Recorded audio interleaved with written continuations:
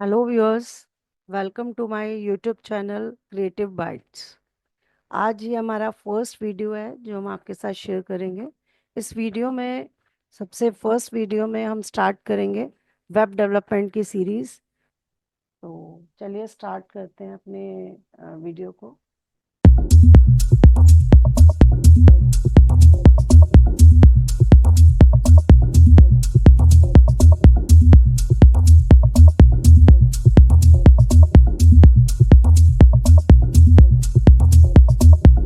YouTube channel Creative bytes में मैं web development के बारे में आपको बताऊंगी। उसके लिए बहुत सारी टेक्नोलॉजीज यूज़ होती हैं। तो सबसे पहले डिस्कशन करते हैं कि वेब डेवलपमेंट क्या है, या उसमें कितना कौन कौन से सॉफ्टवेयर आप सीख सकते हैं। तो लेट्स सी। वेबसाइट वेबसाइट बनाने के लिए फ्रंट एंड और बैक एंड दोनों एरिया पे आपको काम करना पड़ता है। फ्रंट एंड की टेक्नोलॉजीज और बैक एंड की टेक्नोलॉजीज दोनों अगर आप जानते हैं तब आप फुल फ्लैश वेबसाइट को क्रिएट करके अपलोड कर सकते हैं। सिर्फ फ्रंट एंड से बनाई हुई वेबसाइट एक वेब पेज का डमी डिज़ाइन होता है। आप अगर उसमें कोई फॉर्म वगैरह बना रहे हैं तो उसका जो डाटा होगा, जो यूजर्स आपके फॉर्म को फिल करते हैं, उस डाटा को आप कैच नहीं कर सकते। वो डेटाबेस आपके पास नहीं बनेगा और उसका कोई बेनिफिट नहीं हो पाएगा अगर आप कोई ई कॉमर्स वेबसाइट बना रहे हैं। तो अगर आप सिर्फ एक इंफॉर्मेटिव साइट बना रहे हैं तो इंफॉर्मेटिव साइट पर आपने कोई फॉर्म नहीं बनाया है और उसमें यूजर कोई डाटा आपको अपने साइट से अपलोड नहीं कर रहा है तो ठीक है, फिर जरूरत नहीं है आपको। बट ई कॉमर्स वेबसाइट के लिए या और भी ऐसी वेबसाइट्स हैं जहाँ पे आपने फॉर्म फिल करने के लिए दिखाया है अपनी वेबसाइट पे, तो उसका जो डाटा है यूजर्स का, वो आप without front end technology, sorry, without back and technology आप उसे गैदर नहीं कर सकते, कलेक्ट नहीं कर सकते। सो एक फुल फ्लैश वेबसाइट के लिए, ई कॉमर्स वेबसाइट के लिए आपको डाटा कलेक्ट करना पड़ता है, तभी आप कनेक्ट कर सकते हैं यूजर्स के साथ में। So front end and back and दोनों टेक्नोलॉजीज आपको पढ़ना पड़ता है। फ्रंट एंड डेवलपर जो भी डिजाइन करता है पेज, या फिर आप ये कह सकते हैं कि फ्रंट एंड डेवलपमेंट का कोर्स, आप वेब डिजाइनिंग का कोर्स भी कह सकते हैं। और वेब डेवलपमेंट में पूरा ही आ जाता है वैसे तो फ्रंट एंड और back and. Front end developer सबसे पहले शुरुआत उसको करनी चाहिए एक ब्लूप्रिंट क्रिएट करने से। ब्लूप्रिंट क्रिएट करना मीन्स कि अगर आपको क्लाइंट की साइट से कोई भी एक प्रोजेक्ट मिल रहा है, आपको एक वेबसाइट बनानी है, तो सबसे पहले आपके माइंड में उसके रिक्वायरमेंट सुनने के बाद एक डिज़ाइन होना चाहिए। क्लाइंट की रिक्वायरमेंट सुनने के बाद आपको एक ब्लूप्रिंट बनाना चाहिए।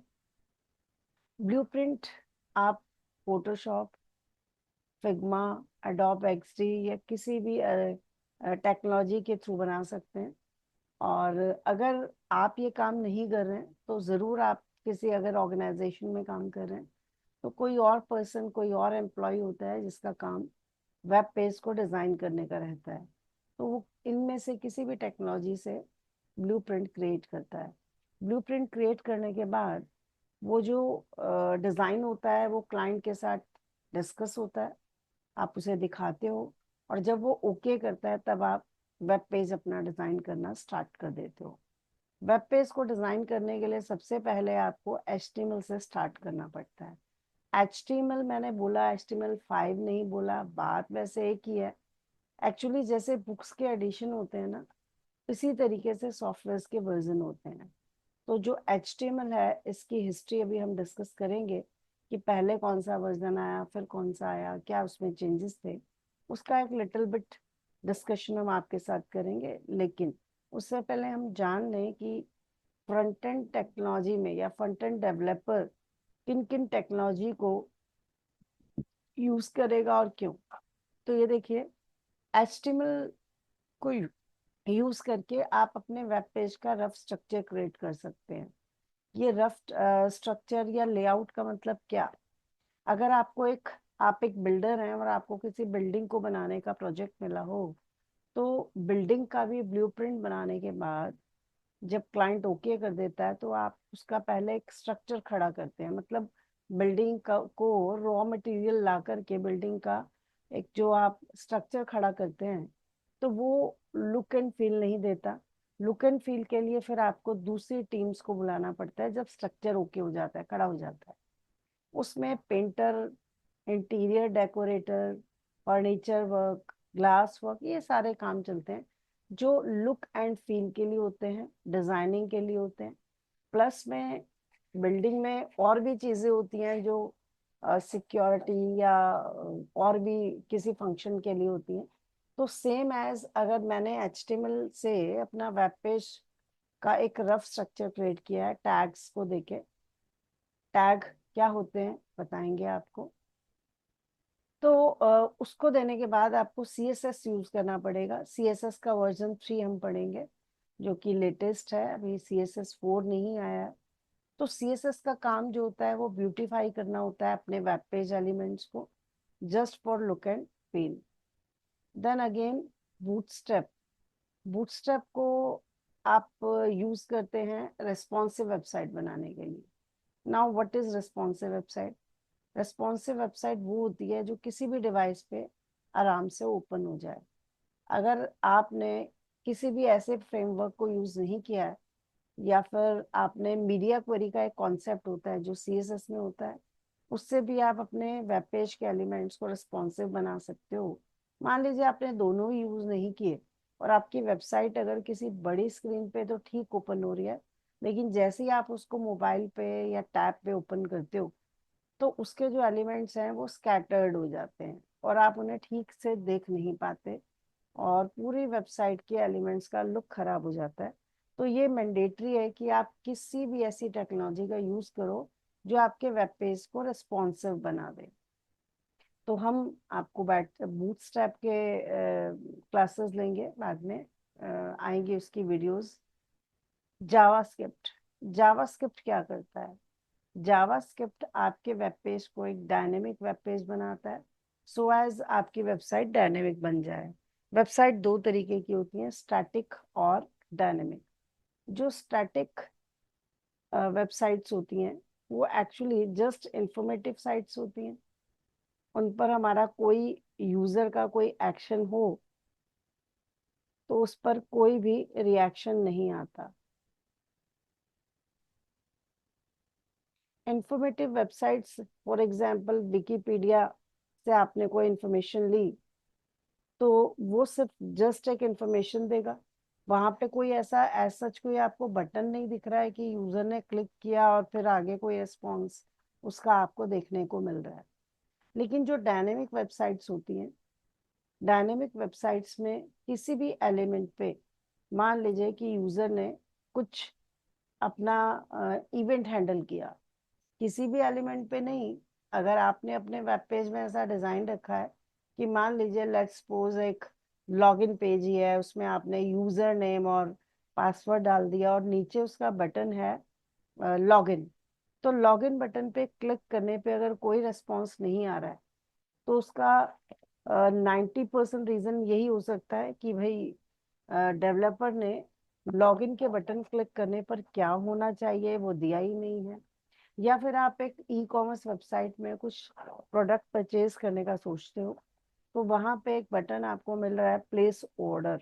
प्लेस ऑर्डर पे जब आपने क्लिक किया, तो उसके आगे की स्क्रीन होनी चाहिए, पेमेंट के लिए पूछना चाहिए उसको, पेमेंट लेना चाहिए, कोई भी प्रोसेस नहीं हो रहा है। तो वो प्रोसेस जो है पॉसिबल कैसे हो पाता है? जब आप यूजर की इवेंट्स को हैंडल करते हो जावास्क्रिप्ट की प्रोग्रामिंग से। तो इवेंट्स कीबोर्ड, माउस से हो सकती हैं। जैसे माउस से आपने होवर किया या कीबोर्ड में आपने की प्रेस की या कोई विंडो वाली मूवमेंट्स की, जैसे विंडो को आप ऊपर नीचे कर रहे हैं तो ये स्क्रॉल की इवेंट हो गई, या आपने विंडो को रिसाइज किया है या विंडो आपकी लोड हो रही है, तो ये सारी इवेंट्स होती हैं जो हैंडल करता है आपका जावास्क्रिप्ट। नेक्स्ट, रिएक्ट जेएस और एंगुलर जेएस या नेक्स्ट जेएस, व्यू जेएस, ये सारी जो टेक्नोलॉजीज हैं इनका काम है सिंगल पेज एप्लीकेशन बनाना। आज के टाइम में आप जब कोई वेबसाइट को लोड करते हैं तो यूजर क्या डिमांड करता है कि उसका जो एग्जीक्यूशन है या वेबसाइट जो दिख रही है बहुत फास्ट होनी चाहिए। जब आपने ओपन की तो फास्ट खुले, कोई वेब पेज पे आप क्लिक कर रहे हैं या किसी वेबसाइट के किसी ऑप्शन पे आपने क्लिक किया, जो नेविगेशन बार होता है उसके टैब्स पे आप क्लिक कर रहे हैं, जैसे होम, अबाउट, कॉन्टेक्ट या प्रोडक्ट्स, तो जैसे आप उस पर क्लिक करें तो वो जल्दी जल्दी चेंज हो रहा हो without refreshing the web page. For example Facebook है, इंस्टाग्राम है, सभी आपकी सिंगल पेज एप्लीकेशंस हैं। तो इन सारी तो नहीं, कोई भी एक टेक्नोलॉजी भी आप यूज करोगे तो आपका जो वेब पेज है वो या आपकी जो वेबसाइट है वो सिंगल पेज एप्लीकेशन कहलाएगी। और उसमें वेब पेजेस चेंज होने पर रिफ्रेश नहीं हो रहे होंगे वेब पेज। तो ये कॉन्सेप्ट आपको अच्छे से समझ में आएगा जब हम इस पर आएंगे, या इनमें से कोई भी एक टेक्नोलॉजी की वीडियो आप देख रहे होंगे। चलिए नेक्स्ट चलते हैं। ये थी आपकी कुछ ऐसी मैंडेटरी फ्रंट एंड की टेक्नोलॉजीज जो आपको यूज करनी ही होंगी, उसी से आपका वेब पेज डिजाइन आप कर पाएंगे। लेकिन अगर आपका वेब पेज डिजाइन हो गया है तो उससे क्या हो पाएगा? अगर आपको अपना फॉर्म का डाटा कलेक्ट करके एक डेटाबेस बनाना है और डेटाबेस से डाटा कलेक्ट करके उस पर वर्किंग करना है आपको, एंड देन अगेन आगे रिस्पॉन्स चाहिए आपको, तो उन सब चीज़ों के लिए आपको बैकएंड की टेक्नोलॉजी सीखना ही होगा। बैकएंड वेब डेवलपमेंट का काम करने के लिए आप मर्न, मीन, डॉट नेट, जावा, पीएचपी या कोई भी ऐसी टेक्नोलॉजी से ये सब चीजें हैंडल कर सकते हैं। पाइथन भी कह सकते हो आप। पाइथन में भी एक फ्रेमवर्क होता है डिजांगो, उससे भी आप फॉर्म पर या फॉर्म के डाटा पे काम कर सकते हैं। पीएचपी का फ्रेमवर्क लारावेल, जावा का भी अपना फ्रेमवर्क होता है। तो ये सारे टेक्नोलॉजी जो है बैकएंड के डाटा पर काम करते हैं। तो मर्न और मीन भी अगर हम बात करें, आजकल मर्न और मीन का टाइम इसलिए है क्योंकि आपको अलग से कोई प्रॉब्लम नहीं होती इसमें। आप सर्वर साइड और क्लाइंट साइड दोनों स्क्रिप्ट लैंग्वेजेस पे काम कर सकते हो। तो MERN, M MongoDB, E Express JS, R React JS, या मीन की बात करेंगे तो फिर वो एंगुलर जेएस हो जाएगा, और एन नोड जेएस। ये देखिए, तो ये सारी डिटेल्स हैं बैकएंड और फ्रंट एंड टेक्नोलॉजीज की। तो आज हम स्टार्ट करेंगे अपना, क्योंकि ये हमारा फर्स्ट वीडियो है वेब डेवलपमेंट के लिए, तो obviously I have to start from HTML so as I can create my layout or rough structure of my web page। तो चलिए स्टार्ट करें HTML से। HTML हिस्ट्री पहले हम जान लें HTML की। HTML की हिस्ट्री क्या थी? HTML का फुल फॉर्म है हाइपर टेक्स्ट मार्कअप लैंग्वेज। इसका काम है वेब पेज को क्रिएट करना, इस लैंग्वेज का काम है। और ये लैंग्वेज किससे बनी है? टैग्स एंड एट्रीब्यूट से। जैसे इंग्लिश लैंग्वेज अल्फाबेट से बनी है, फिर आप अल्फाबेट्स का यूज करके पूरा आपने ग्रामर पढ़ा होगा अपने स्कूल टाइम पे, और अल्फाबेट्स और ग्रामर की नॉलेज के बाद आप सेंटेंसेस लिखने लगे, उसके ट्रांसलेशन आपने सीखा, और पूरा इंग्लिश लिटरेचर तक आपने, न जाने कुछ लोग तो नर्सरी से, मतलब देखेंगे आप पूरा स्कूल में इंग्लिश लैंग्वेज पढ़ा, और ग्रेजुएशन में भी और मास्टर्स में भी। तो इसी तरीके से हमारा जो HTML लैंग्वेज है वो किससे बना है? टैग और एट्रीब्यूट से। टैग क्या होता है थोड़ा सा देख लेते हैं। टैग क्या होता है? टैग, ये जो साइन आप देख रहे हैं इसके अंदर जो फर्स्ट वर्ड होता है वो टैग होता है, और स्पेस देने के बाद जो भी आप लिखते हैं वो एट्रीब्यूट कहलाता है, और इक्वल टू करके आप जो लिखते हैं वो उसकी वैल्यू होती है। हर एट्रीब्यूट की वैल्यू हो ऐसा जरूरी नहीं है, और ऑलमोस्ट टैग क्लोज होते हैं स्लैश लगाने के बाद। बीच में जो भी आप लिख रहे हैं वो आपका कंटेंट है जो आप लिखना चाहते हैं बीच में। और ये जो पूरा लाइन है, जैसे मैंने आपको एग्जांपल में कराया, ये लिखा है, ये पूरा HTML एलिमेंट कहलाता है। अगर आपसे कोई कहे कि टैग या एलिमेंट में क्या डिफरेंस है, तो आप समझ रहे होंगे वैसे तो एक ही बात है, लेकिन डीपली अगर जानना चाह रहे हैं, देख लीजिए। जो भी हम HTML पे, वेब पेज पे कोई भी HTML का एलिमेंट आपको दिखाई देता है, web page element, for example मैंने कहीं हेडिंग लिखा है, तो हेडिंग देने के लिए आपको हेडिंग के लेवल होते हैं H1 से लेके H6 तक। तो आपने अगर H1 लिखा और ये आपने हेडिंग दिया, ये देखिए, तो इसमें ये पूरा आपका कहलाएगा tag, sorry element, HTML element है ये। तो उसमें H1 जो है वो एक एलिमेंट टैग है। और अगर मैं H1 को, H1 से जो हेडिंग है वो हम दिखाएंगे अभी वेब पेज में आपको करके। तो अगर मैं अपनी हेडिंग को सेंटर में लाना चाह रही हूँ, तो मुझे एक एट्रीब्यूट देना होगा align. Align is equal to centre. तो इससे क्या हुआ, ये मेरा पूरा का पूरा एक एलिमेंट है जिसमें कि H1 टैग है, अलाइंग एट्रीब्यूट है, और ये मेरा कंटेंट है जो मुझे इस टैग के अंदर दिखाना है। तो ये टोटल जो पूरा है ये आपका एक HTML एलिमेंट कहलाता है। क्लियर है?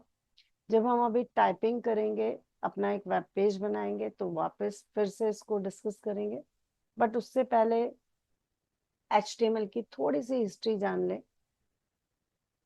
HTML जो है 1980s में आया, लेकिन इसका जो कॉन्सेप्ट है वो टेड नेल्सन ने 1960 में दिया था, बट उसको पूरा किया 1980 में टिम बर्नर ली ने। उसने इंट्रोड्यूस किया WWW, वर्ल्ड वाइड वेब का कॉन्सेप्ट, और तब जाके हम अपने HTML पे काम कर पाए। वर्ल्ड वाइड वेब मतलब इंटरनेट के थ्रू जब आप कोई भी वेब पेज पे HTML से कोडिंग करके कुछ दिखा रहे हैं, कोई लिंक्स हैं आपके, तो जो लिंक जिस भी टेक्स्ट के थ्रू आप देखते हैं, तो उसको हम हाइपर टेक्स्ट कहते हैं। एंड फॉर एग्जाम्पल, अगर आप यहाँ पे कुछ भी सर्च कर रहे हैं गूगल पे जा करके, आपने कुछ भी सर्च किया, फॉर एग्जाम्पल मुझे लॉइन के बारे में इंफॉर्मेशन चाहिए, तो ये जो टेक्स्ट है ये ब्लू कलर का, this is called hyper text. और क्योंकि ये हाइपर टेक्स्ट इसलिए कहला रहा है क्योंकि यहाँ पे लिंक काम कर रहा है। ये जो साइन है हाइपर लिंक वाला, हैंड साइन, इससे हमें पता लगता है कि ये लिंक करेगा कहीं, और जैसे ही आप क्लिक करोगे तो इसका लिंक एक वेबसाइट के साथ हो गया, विकिपीडिया। तो आपने समझा कि हाइपर टेक्स्ट आप किसे कहते हैं। तो जितने भी ये ब्लू टेक्स्ट आपको दिखाई दे रहे हैं, क्योंकि ये लिंक है किसी पेज से, तो इन्हें हम हाइपर टेक्स्ट बोलते हैं। तो वापस आते हैं यहाँ पे। सो 1980 में HTML1 आया, जिसका वर्जन से पहला वर्जन था वो। देन उसके बाद उसमें कुछ चेंजेस हुए, और उसका सेकंड वर्जन आया 1995 में। 97 में 3.2 आया HTML का। 4.0 वर्जन 1997 में आया। कुछ थोड़े थोड़े चेंज हुए। एंड देन उसके बाद HTML5 2014 में आया, 15 ईयर्स के बाद। तो ऑब्वियस सी बात है कि अगर 15 ईयर्स के बाद अगर किसी एक बुक का भी एडिशन आता है, तो वो बहुत मेजर चेंजेस लेकर आएगा। तो ऐसा ही HTML के साथ हुआ। 2014 में जब इसका नया वर्जन आया, 5 वर्जन, तो बहुत सारे इम्प्रूवमेंट्स थे। बहुत सारे सिमेंटिक और नॉन सिमेंटिक एलिमेंट्स थे उसके अंदर, और मल्टीमीडिया टैग्स उसमें इन्वॉल्व किए गए, ऑडियो वीडियो के साथ में, और भी बहुत सारे टैग्स। पढ़ने के बाद आपको पता लग जाएगा। देन उसके बाद अब आते हैं इस बात पे कि अगर मुझे कोई वेब पेज क्रिएट करना हो तो हम क्या करेंगे।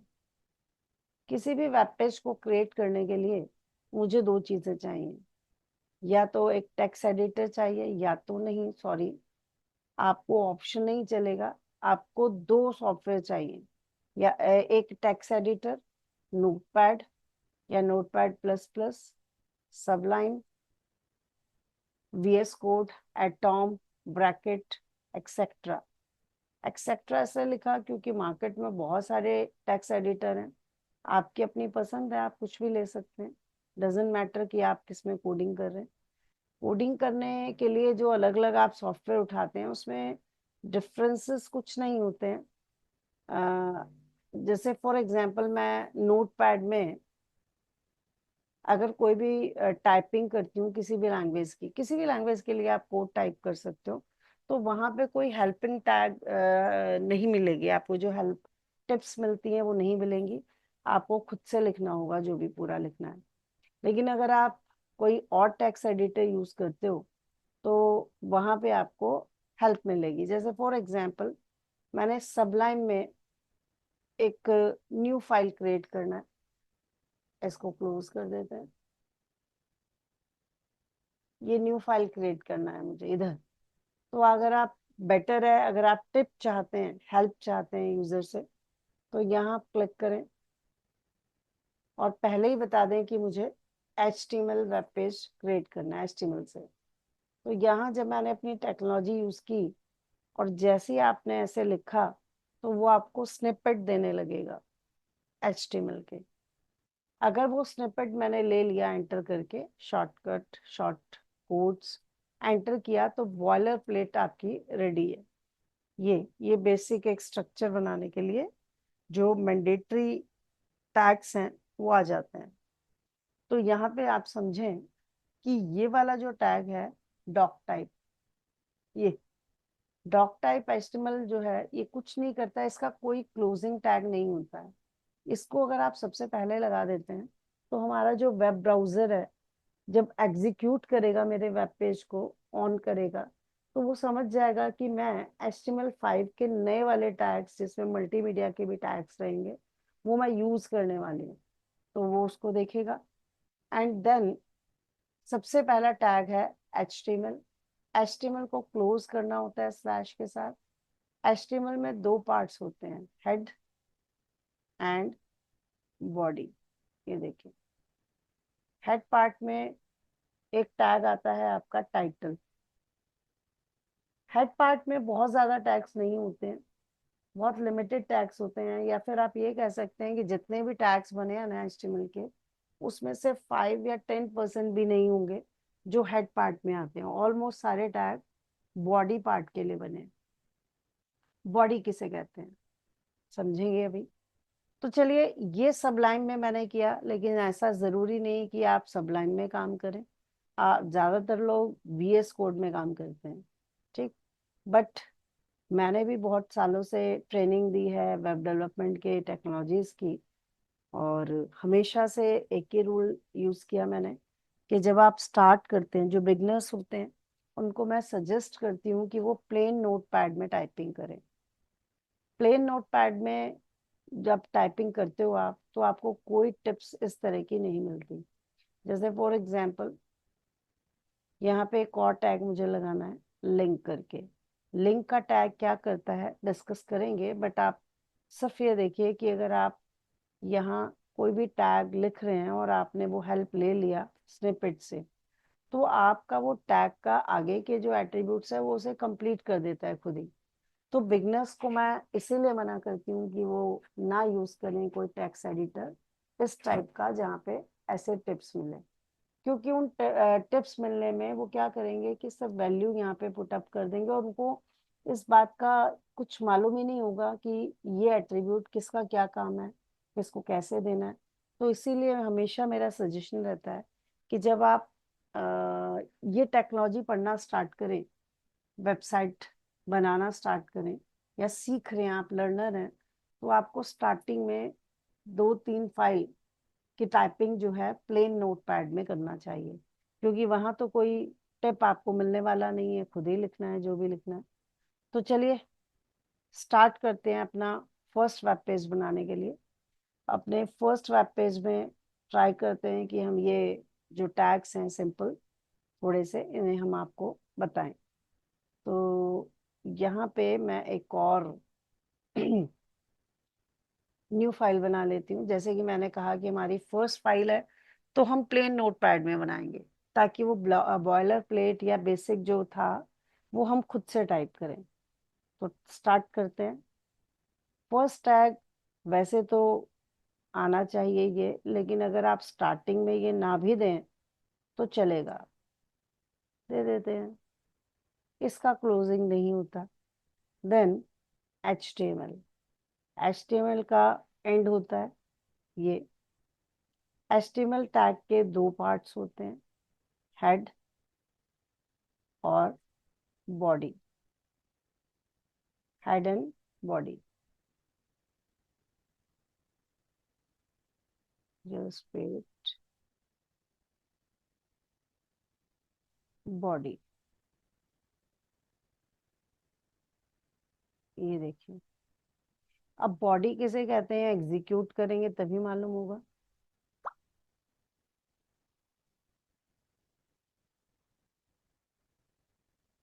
हेड पार्ट में बेसिकली आते तो हैं टैग्स और, लेकिन अभी हम स्टार्ट है हमारा, तो हमें ज्यादा टैग्स उसके डिस्कस ही नहीं करने अभी। तो यहाँ हमने क्या किया, टाइटल दिया।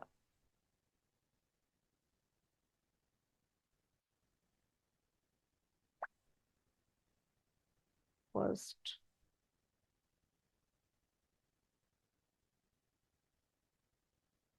Creative bytes. सेकंड टैग हमने लगाया link, rel is equal to icon, href is equal to उस फाइल का नाम जो आपका फेव आइकन बन के दिखाई दे। फेव आइकन क्या होता है वो भी डिस्कस करेंगे। तो फिलहाल हमने यहाँ पे हम ये इमेज ले लेते हैं। इस इमेज का नाम रीनेम कर देते हैं यहाँ से। इस इमेज का नाम हम कुछ भी रख देते हैं अभी फिलहाल के लिए, cbyte1। तो ये इमेज मेरे को आइकन बना के, फाइव आइकन बना के अपने वेब पेज पे हेडिंग पे लगाना है। तो cbyte1.jpg फॉर एग्जाम्पल। फाइल को मैंने सेव किया। HTML पेज, ये नाम है हमारी फाइल का। बट अगर आपको कंफ्यूजन हो रही है कोई, तो चलिए हम अपनी फाइल का नाम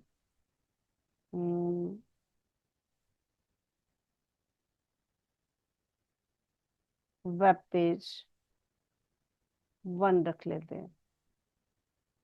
डॉट डॉट HTML यहाँ हमें देना पड़ेगा। क्यों देना पड़ेगा? क्योंकि अगर हमने नहीं मेंशन किया तो वो .txt फाइल बना देगा, टेक्स्ट फाइल। और टेक्स्ट फाइल को browser as a web page नहीं दिखा पाएगा। तो हमने .html लगाया, फाइल को सेव किया। अब मुझे फाइल को एग्जीक्यूट कराना है। वेब ब्राउजर हमारे पास है, किसी भी वेब ब्राउजर से आप रन कर सकते हो, Mozilla, Microsoft Edge, opera, safari, Google, किसी से भी। तो हमारी फाइल जो बन के तैयार हुई वो ये रही। क्योंकि मेरा डिफॉल्ट ब्राउजर गूगल क्रोम है, तो उसी की फाइल बनी और मैंने क्लिक किया और मेरी फाइल यहाँ पे आ गई है। ये क्रिएटिव बाइट्स, ये मेरा टाइटल है। बट यहाँ पे लोगो आना चाहिए था फेव आइकन बन के। फेव आइकन क्या होता है देख सकते हैं आप। अगर फॉर एग्जांपल मैंने फ्लिपकार्ट की साइट ओपन की, या कोई भी साइट आप जब ऑन करते हो, तो यहाँ ये टाइटल बार है, इनमें से हमारा ये है, और ये इनका फेव आइकन है। तो फेव आइकन में सब लोग अपना लोगो लगाते हैं। मैंने अभी लोगो नहीं लगाया अपनी चैनल का, मैंने सिर्फ एक फाइल को दिया, दे सकते हो उसको। छोटा करना, स्मॉल करके लगाना, वो उसका काम है, उसके लिए हमें कोई टेंशन लेने की जरूरत नहीं होती। साइज वो अपने आप हैंडल कर लेता है। तो C byte 1 dot PNG extension होना चाहिए था, लेकिन हमने जानबूझकर JPG दिया ताकि आप इस बात को समझ सकें कि जब तक आप अपना नाम और एक्सटेंशन फाइल का प्रॉपर नहीं देंगे, तब तक वो नहीं उसे दिखाएगा। तो हम यहाँ पे आकर वापस इसे चेंज कर देते हैं, और यही रीजन था जो हमारा फेव आइकन हमें शो नहीं हुआ। तो चलिए रिफ्रेश कर देते हैं यहाँ पे आके। तो ये देखिए फेव आइकन एंड ये टाइटल बार। ये वाला जो पार्ट है, ये बॉडी पार्ट है आपका सारा। इस बॉडी पार्ट पे जो भी दिखाई देगा, कैसे दिखाई देगा, तब जब हम यहाँ पे बॉडी पार्ट में आकर मेंशन करेंगे। अभी तो हमने कुछ मेंशन ही नहीं किया है, ठीक है। तो चलिए स्टार्ट करते हैं, यहाँ पे कुछ और देते हैं अपना। तो यहाँ आए हम, और सबसे पहला टैग मैंने H1 दिया। H1 टैग क्या करता है, H1 की सीरीज है H1 to H6, कोई भी हेडिंग लेवल आप दे सकते हैं। H1 का साइज सबसे बड़ा होगा, H2 से जो भी हम हेडिंग देंगे वो कंपैरेटिवली उसके छोटा होगा, and H3 smaller, H4, H5, H6, H6 से ज्यादा हेडिंग लेवल नहीं होते हैं। तो यहाँ पे लिख देते हैं heading levels are from H1 to H6। ये जो हमने टाइप किया, ये आपको बताने के लिए किया, बट आप अगर बॉडी पार्ट पे कोई भी इंफॉर्मेशन देंगे, ऑब्वियस है कि वो बॉडी पे दिखाई देगी। अगर वो ना दिखे तो उसके लिए हम क्या करें, देखते हैं क्या करें। सो H1 को मैंने यहाँ पे क्लोज भी कर दिया और सेव कर दिया वेब पेज को। अगेन हम यहाँ आए और हमने एग्जीक्यूट किया, इसे रिफ्रेश किया अपने वेब पेज को। तो ये देखिए H1 से ये हेडिंग बन के यहाँ पे आ गया। बट ये जो मैंने दिया था आपके लिए, आपको समझाने के लिए कि heading levels are from H1 to H6, तो नो डाउट कि उसको दिखना ही था, बट मुझे नहीं दिखाना है। तो क्या करें, कमेंट बनाने के लिए भी एक टैग होता है HTML में, आपको वो लगाना चाहिए था। कमेंट कैसे बनता है, क्योंकि वो भी एक टैग है। तो ये ऐसे, और फिर आप यहाँ जाएंगे, ये। तो अब ब्राउजर ये समझ लेगा कि ये जो इन्फॉर्मेशन है, अब ये नॉर्मल कोई हेडिंग है या कुछ भी है, इसको इग्नोर करना है। तो जब ब्राउजर एग्जीक्यूट करेगा, तो इस लाइन पर जब वो स्टार्टिंग में ये साइन देखेगा, तो इसको वो इग्नोर कर देगा। और फिर देखते हैं क्या होगा। ये देखिए मैंने रिफ्रेश किया पेज, ये देखिए इग्नोर करने से वो जो कमेंट था वो आपको शो नहीं हो रहा है। Clear, right. तो इस तरीके से हमारे वेब पेज में हमने हेडिंग दिखाया। बट अगर मुझे उस हेडिंग को सेंटर में दिखाना है, तो अलाइन का मैंने एट्रीब्यूट दिया और उसकी वैल्यू दी सेंटर।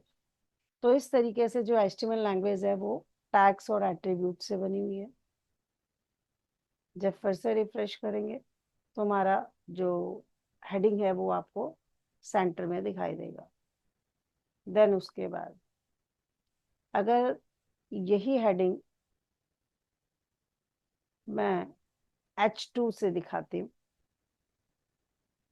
H2, तो ऑब्वियस सी बात है कि साइज थोड़ा छोटा होगा।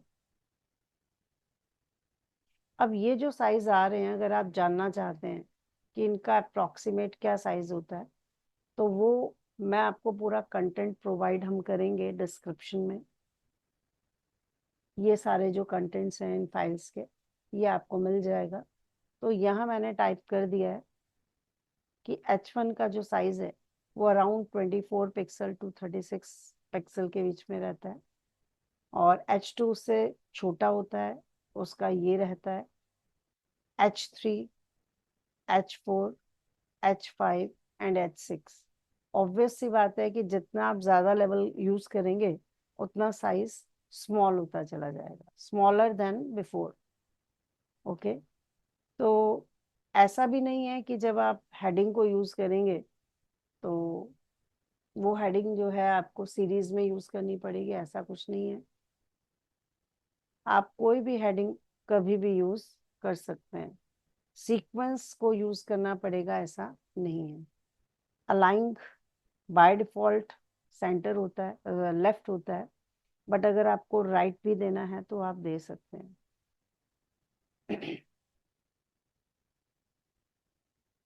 ये देखिए,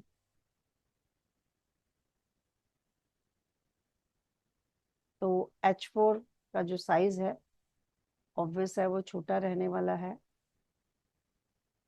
देख सकते हैं आप। आई थिंक सेव नहीं हुआ हमारा, सेव कर लेते हैं again and then again refresh. अच्छा, ये रहा आपका HTML6 का रिजल्ट, ये देखिए राइट साइड में।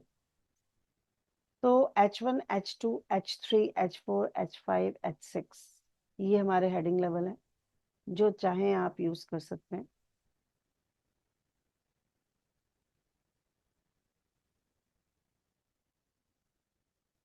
H3,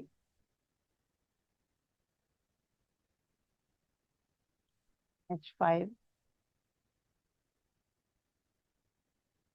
और H6, ये देखिए। क्लोज करेंगे तो ऑब्वियस है कि जिससे आपने ओपन किया है उसी से आप क्लोज करें।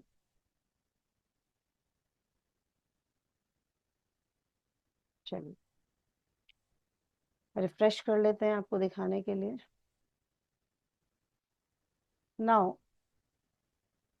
What do mean by P tag? P tag को बताने से पहले एक और टैग यूज कर लेते हैं, HR से हॉरिजॉन्टल रूलर लाइन आएगी, HR हॉरिजॉन्टल रूलर लाइन देख रहे होंगे आप। इस रूलर लाइन के भी कुछ एट्रीब्यूट्स होते हैं। देखिए HTML को पढ़ते हुए हमें ऑब्वियसली हर वीडियो में आप कुछ ना कुछ नया टैग ही सीखते रहेंगे, जिससे कोई ना कोई अलग वेब एलिमेंट आएगा। बट उन टैग्स के साथ में क्या क्या एट्रीब्यूट अवेलेबल हैं वो हम कोशिश करेंगे कि आपको ज्यादा से ज्यादा बताएं। ये देखिए, align is equal to left, with भी यूज कर सकते हैं, विथ को पिक्सल्स में भी दे सकते हैं आप, परसेंटेज में भी दे सकते हैं, और चाहें तो कलर भी चेंज कर सकते हैं आप। ये देखिए, तो ये मैंने HTML HR टैग के कुछ एट्रीब्यूट्स को यूज किया और इस तरीके से ये रिजल्ट आ रहा है। 70% देने से लाइन पूरी नहीं आ रही है। अगर आपको विथ कम देना है तो आप ऐसा करेंगे। नेक्स्ट है आपका P tag. P P tag will create a paragraph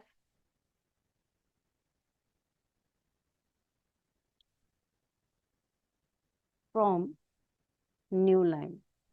नई लाइन से ही ये पैराग्राफ को क्रिएट करेगा पी टैग। देखते हैं, लेट्स सी।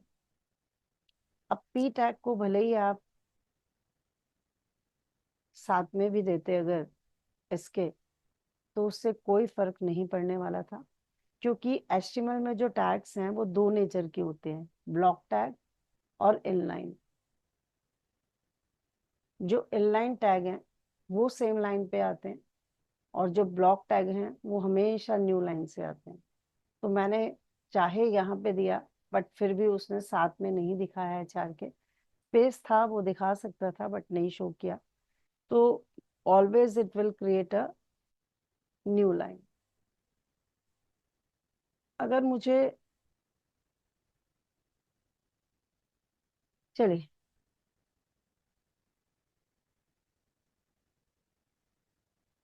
ये हुआ पी टैग का काम। अगर मैं इसमें एक लाइन और दूं, और मैं ये चाहती हूँ कि वो न्यू लाइन से स्टार्ट हो,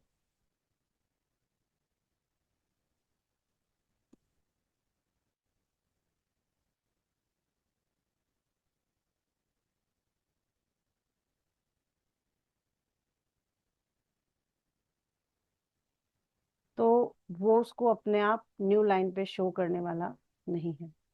ब्राउजर कंसिडर ही नहीं करेगा आपके टेक्स्ट को न्यू लाइन पे शो करना। देख सकते हैं आप, उसने हमारी लाइन को वही दिखा दिया कंटिन्यूअसली। तो वेब ब्राउजर जो है, ना तो एक्स्ट्रा स्पेसेस कंसिडर करता है एक से ज्यादा, और ना ही न्यू लाइन। तो आई हैव टू मेंशन, और I have to use br tag, br for line break.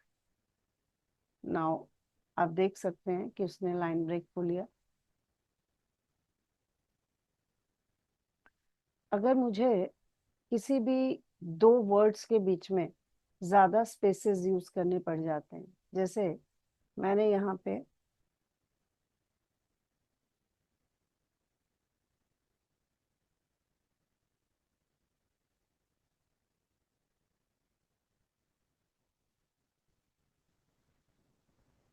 मुझे यहाँ इस टेक्स्ट के पहले बहुत सारे स्पेसेस यूज करने हैं, तो वेब ब्राउजर उसको कंसिडर ही नहीं करेगा। देख सकते हैं आप। ये देखिए, नहीं किया।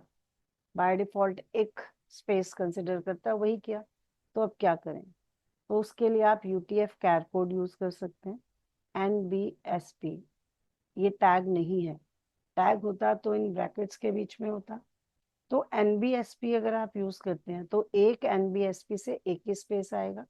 और अगर मैं चार स्पेसेस देना चाहती हूँ, तो मुझे इसको चार बार मेंशन करना ही पड़ेगा। उसका कोई और ऑप्शन नहीं है। तब जाके मुझे 4 स्पेसेस बीच में मिलेंगे। ये देखिए। और यही काम हम एक ही बार में कर सकते थे। कैसे?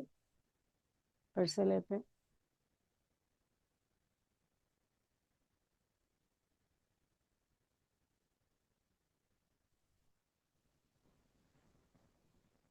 अब की बार एक ही बार में ये काम स्पेसेस का कैसे होगा?